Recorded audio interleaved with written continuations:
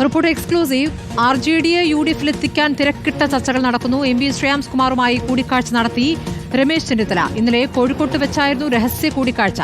തദ്ദേശ തെരഞ്ഞെടുപ്പിന് മുൻപ് RJDയെ UDFിലേക്ക് എത്തിക്കാനാണുള്ള ശ്രമം നടക്കുന്നത്. റോഷിപാലും AK അഭിലാഷുമുണ്ട്.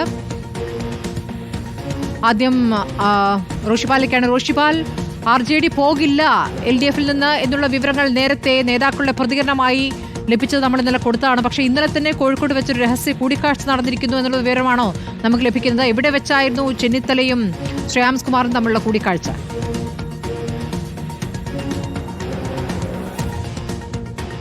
സ്മൃതി, ഇന്നലെ കോഴിക്കോട് രമേശ് ചെന്നിത്തല ശ്രേയാംസ് കുമാർ ദീർഘനേരം സംസാരിച്ചു. ദീർഘനേരം ചർച്ചകൾ നടന്നു. രാഷ്ട്രീയം തന്നെയാണ്. പ്രത്യേകിച്ച് തദ്ദേശ തെരഞ്ഞെടുപ്പിന് മുമ്പ് RJDയെ MP ശ്രേയാംസ് കുമാർ ഉൾപ്പെടുന്ന പാർട്ടിയെ UDFിലേക്ക് എത്തിക്കുക എന്നതാണ് UDFിൻ്റെ ലക്ഷ്യം. നേരത്തെ എടുത്ത തീരുമാനമാണ്. ജോസ് കെ മാണിയുമായി അടക്കം രഹസ്യമായി പല തരത്തിൽ ആശയവിനിമയം നടന്നതാണ്.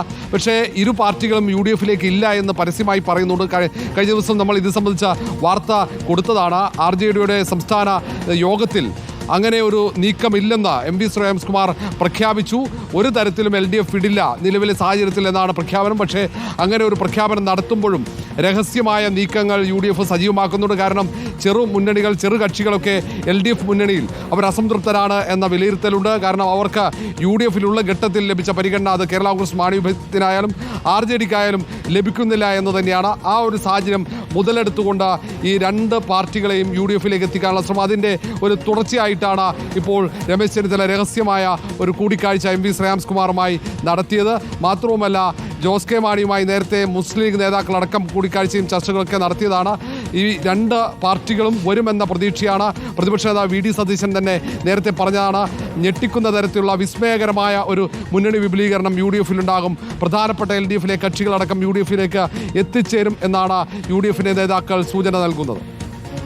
ഞാനൊന്ന് റോഷിപാൽ തിരിച്ചെത്താം. അഭിലാഷിലേക്ക് പോകുന്നു. അഭിലാഷ്, RJD നിലപാട് പുറത്തേക്ക് പറഞ്ഞത് നിലവിൽ മുന്നണി മാറ്റമില്ല. കാരണം തദ്ദേശ തെരഞ്ഞെടുപ്പുമായി ബന്ധപ്പെട്ട് ചില കാര്യങ്ങൾ ഇപ്പോൾ LDFിൽ തന്നെ ചർച്ച നടന്നുകൊണ്ടിരിക്കുന്നു. അതിൽ സ്വീകാര്യമായ കാര്യങ്ങൾ ലഭിക്കുകയാണെങ്കിൽ പിന്നെ പോകേണ്ട ആവശ്യമില്ലല്ലോ എന്നുള്ളത്. പക്ഷേ നേരത്തെ തന്നെ RJD പല ഘട്ടങ്ങളിലായി നിരാശ പ്രകടിപ്പിച്ചിട്ടുണ്ട്. LDFിൽ വേണ്ട രീതിയിൽ പരിഗണിക്കപ്പെടുന്നില്ല എന്നുള്ള വിഷമമുണ്ട്. അപ്പോൾ ഈ ഘട്ടത്തിൽ ഇങ്ങോട്ടേക്ക് UDFിൽ നിന്നും പ്രത്യേകിച്ച് കോൺഗ്രസിൽ നിന്നും പ്രധാനപ്പെട്ട നേതാവ് ചർച്ചയ്ക്ക് വരുമ്പോൾ എന്താണ് പുതിയ പ്രതികരണമായി വരുന്ന അഭിലാഷ്? തീർച്ചയായിട്ടും സ്മൃതി, കാരണം RJDക്കകത്ത് വലിയ തരത്തിൽ അഭിപ്രായ ഭിന്നതയുണ്ട്. കാരണം പ്രധാനമായും LDFിൻ്റെ അകത്ത് വേണ്ടത്ര പരിഗണന ലഭിക്കുന്നില്ല. പ്രധാനമായും മറ്റൊന്ന്, ഈ മന്ത്രിസഭയിൽ പോലും പരിഗണിച്ചില്ല എന്നുള്ള അഭിപ്രായങ്ങൾ RJDക്ക് അകത്തുണ്ട് എന്നുള്ള വസ്തുതയാണ്. ഇത് സംബന്ധിച്ച് നിരവധി തവണ RJDയിൽ തന്നെ വലിയ തരത്തിൽ അഭിപ്രായ വ്യത്യാസങ്ങൾ ഉയരുകയും ചർച്ച നടക്കുകയും ചെയ്തിട്ടുണ്ട്. LDFിൽ കാര്യങ്ങൾ തുറന്നു പറയുന്ന ഒരു സ്ഥിതിവിശേഷങ്ങൾ വരെ വരികയും ചെയ്തിരുന്നു. പക്ഷേ അപ്പോൾ പോലും UDFിൽ, അതായത് മുന്നണി മാറ്റം എന്നുള്ളത് RJDയുടെ പരിഗണനയില്ല എന്നുള്ളൊരു നിലപാട് തന്നെയാണ് അവർ ഉന്നയിക്കുന്നത്.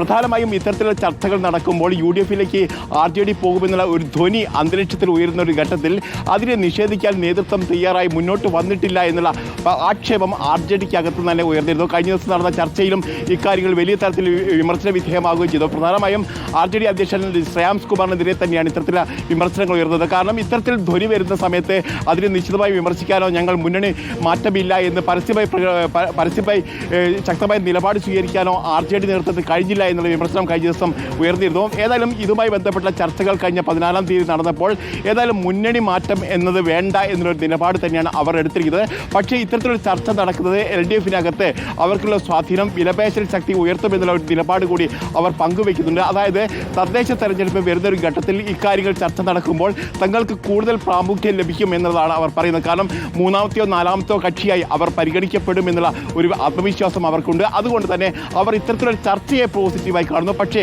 മുന്നണി മാറ്റം എന്നുള്ളത് തങ്ങളുടെ അജണ്ടയിൽ ഇല്ല എന്ന് തന്നെയാണ് അവർ വ്യക്തമാക്കുകയും ചെയ്യുന്നത്.